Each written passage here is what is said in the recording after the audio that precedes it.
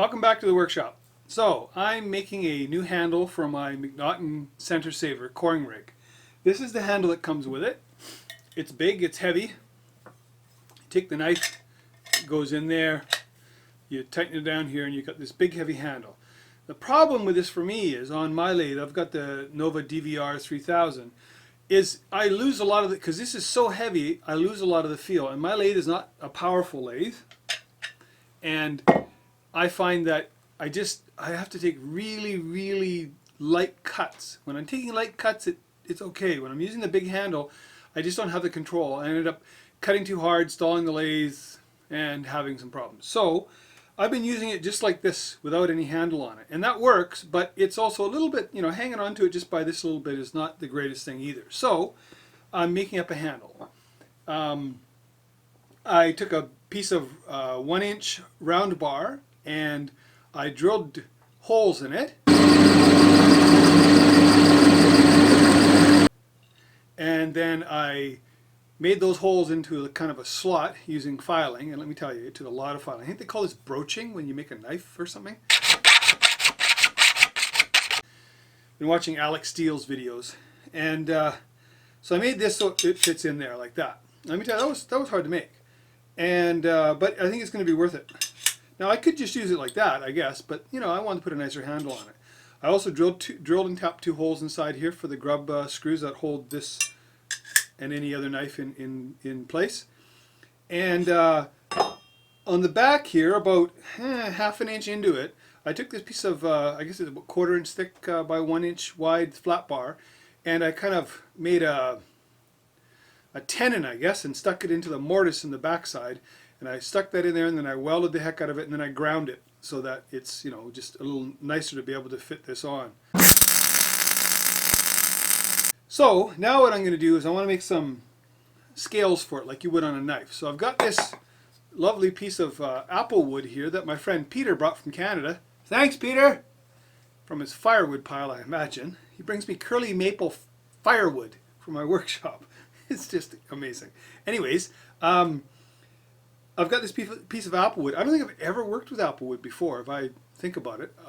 It's kind of funny because growing up in the Okanagan Valley in British Columbia, my backyard, right behind my backyard in my entire youth when I was growing up, there was a huge, massive apple orchard. But I don't think I've ever actually worked with applewood except for maybe splitting some of it for firewood way back in the day.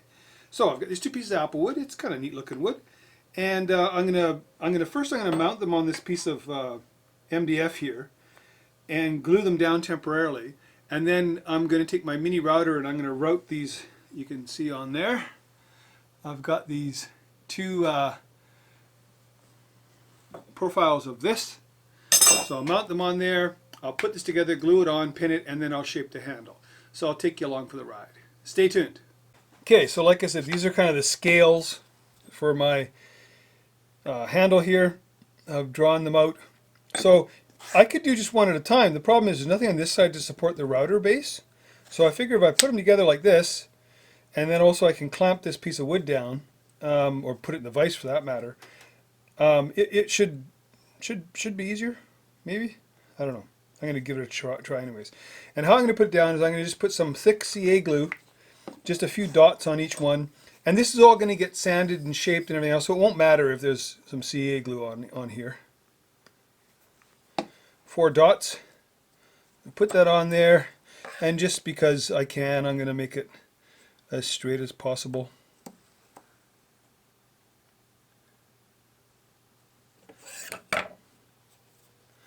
Maybe spray some accelerator on that just to accelerate things. Okay. 4 dots of CA glue. Doesn't take very much. Imagine it's like 4 nails. I think 4 nails would be enough to hold this in place if I didn't mind nail holes, but I do.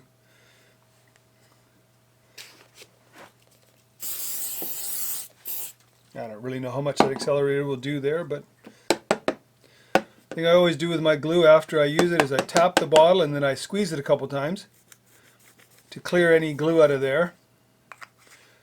Often it doesn't make a difference. It still gets clogged up. I actually have turned this little tool here with a sharp little thing on the end here to poke the glue holes on CA glue bottles because they jam up all the time. Okay, so that should be set. So now I'm going to grab a clamp and my little mini router and set that up to hand route these out. This is the middle here. So this part will be, it'll be like this. So this will be showing, this won't be showing. So I'm going to try to get as good as I can, but if it's off a little bit, it's not going to really matter because it'll be inside and it'll be epoxied in place. So I got to go half the thickness of this piece of steel. Anyways, hang on and I'll grab the router.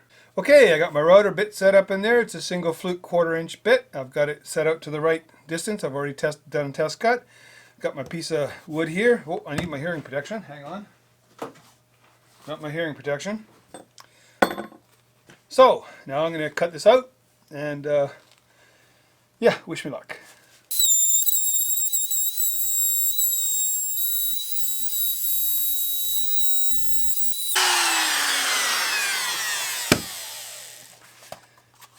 Well, looks not bad. You just grab a piece of sandpaper.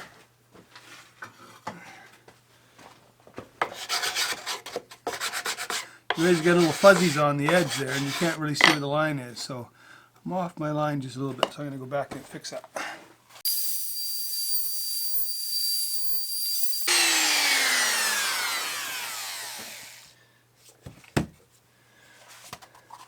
Unfortunately, because of the curve of this part here, I can't actually perfectly check it, but certainly enough room there for some epoxy. Okay, so now I'm going to pop these off of here, and then I got to start shaping this area here so they fit into here.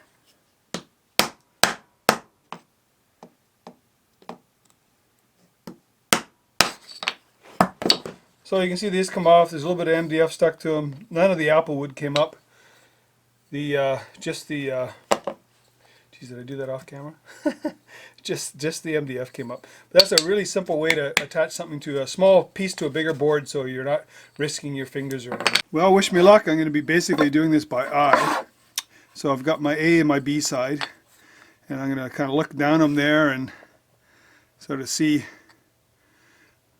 how much I think I got to take off. So I'm going to just start on here and just try to round that corner over.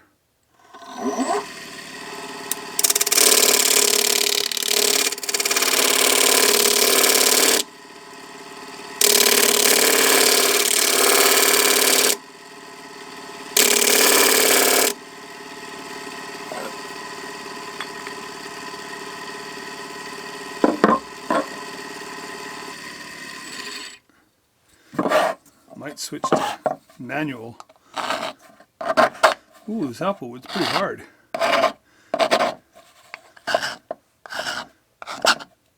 This thing's pretty full of stuff. Guess I need to get out my burner and burn all that off. Let's see how that fits. Oh geez, that's not bad for doing it by eye, I think. Well, you get the other one on here.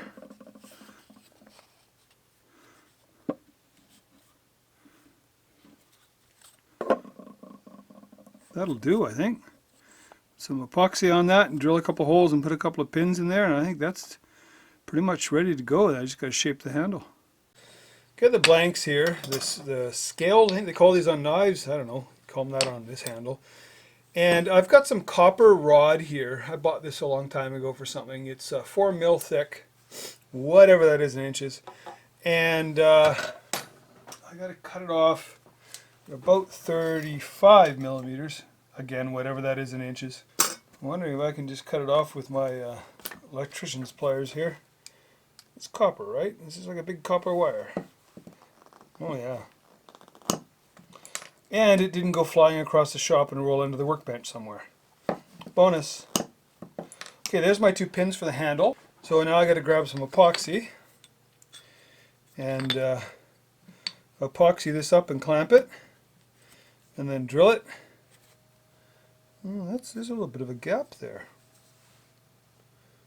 Geez, I don't like that. I gotta go a little bit deeper with the router. Oh, I definitely do. Okay, back to the router. Here's a little tip for you. I need to move this router bit down like half a millimeter, a millimeter. So I got my pencil here. So I put a mark on the barrel of the router there. Then I just scoot it down until I can't see my pencil mark anymore. And now the it's down just that little teeny tiny bit. Hope it's enough. Okay, so I fixed the depth issue there. Now it's just about perfect. And the other thing I did was I took the steel part here and I put a bunch of dimples in it with a drill just to give the epoxy something to grab to. I am putting pins in it too, but I figure why not just overdo it. Always want to mix your epoxy a lot. Okay.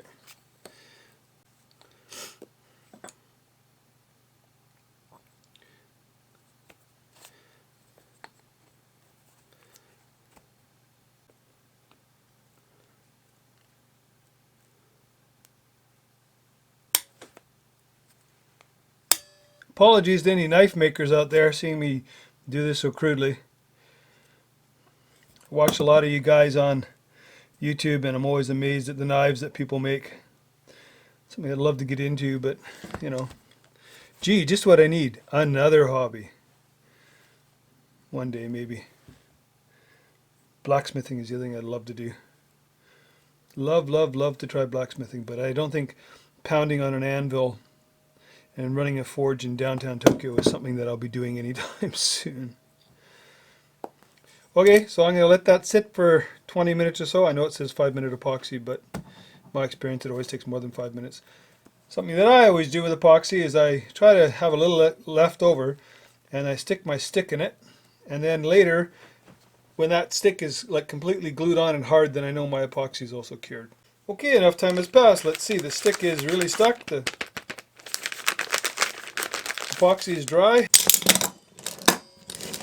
So now I'm going to drill some holes in that and put my copper pins in, and then we'll shape the handle. Okay, I've got my holes marked there.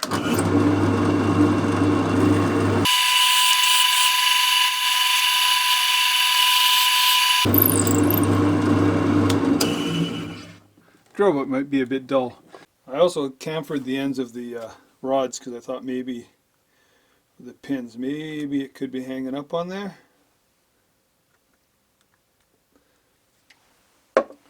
Like I said, not a knife maker. I don't do this regular like.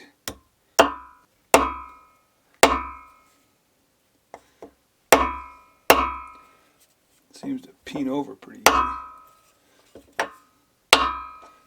They call it a ball peen hammer. Again, apologies to any knife makers out there. I'm sure you guys are watching this and wincing.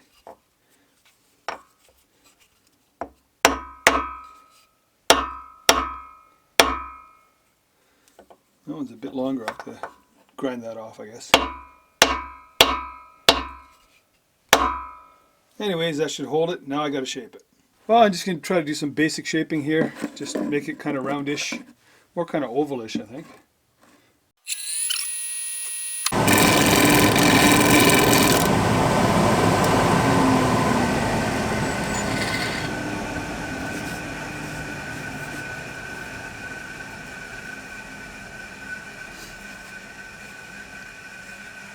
Now I gotta do some hand sanding, I guess, remove this extra epoxy and put my touch mark on it, and I guess I'll be done. Okay, some hand sanding. I know, that's really boring, but scratched all the epoxy off of there with my box cutter knife. Hand sanding is really boring, so I'm not going to bore you with it, but I just wanted to show you this one thing. I buy these boxes of, this is 3M Sute Kito Dorai Amo I don't know, whatever it is. Anyways, this is a 3M product. I'm sure you can get it back home. And I really love this stuff because it comes in a big roll and it's relatively inexpensive. And I love it because it's PSA, pressure sensitive adhesive, and it comes with this little built-in cutter, and you just pull it out here and zip a piece off, close your box up so it doesn't get full of chips. And then what I always do is you can stick it on something, like I've got like sticks like this around here that have sandpaper stuck on it. Actually though, it needs to be replaced, it's worn out. Stick it together like that, and you got a nice little sanding pad. This is 100 grit. And this stuff just works great. It doesn't load up. I use it for a lot for turning, but I use it a lot for just basically everything.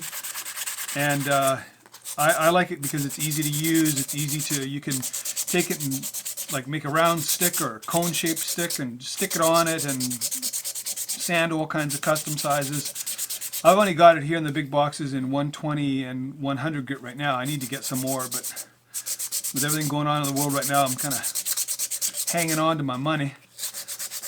Like I think everybody else is out there. I'm trying to do everything with what I've got in my workshop. Trying not to buy anything.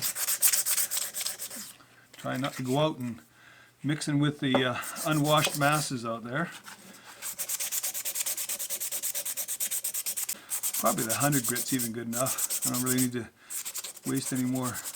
I mean, the 100 grit will give it a nice surface to grab onto. Yeah, that should work pretty good. Okay, last thing I'm going to do is put some boiled linseed oil on it.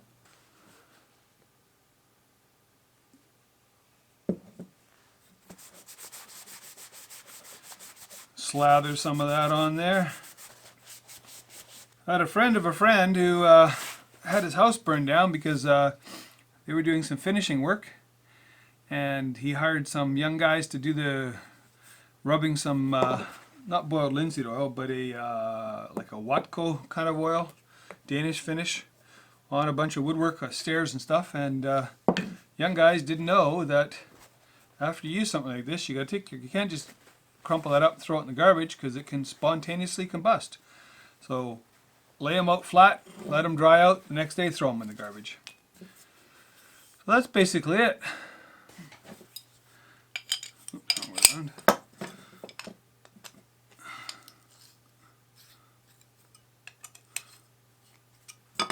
There we go.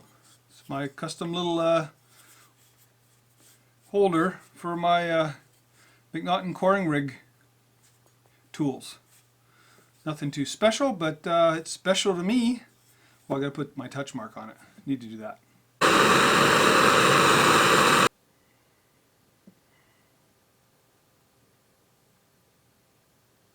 That's it.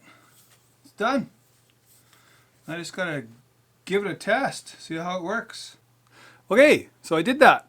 It's done. Got my handle here from my McNaughton Center Saver coring rig, my new lightweight handle. I mean, it's still got a bit of heft to it, but compared to the other one, it's way lighter. Hoping it's going to work well. Thanks for following along, and everybody stay safe, you know. What do they say? Wash your hands, wear your mask, social distance. Get out to your workshop, make something. Get off the couch. Go for a walk. Just do something. You know, use this time wisely. Since we're all stuck inside and we have to kind of stay away from each other, use the time wisely. Turn off the YouTube and go make something. Go build something. I guarantee you will feel better. Okay, so that's it. Signing off. Everybody take care. See ya.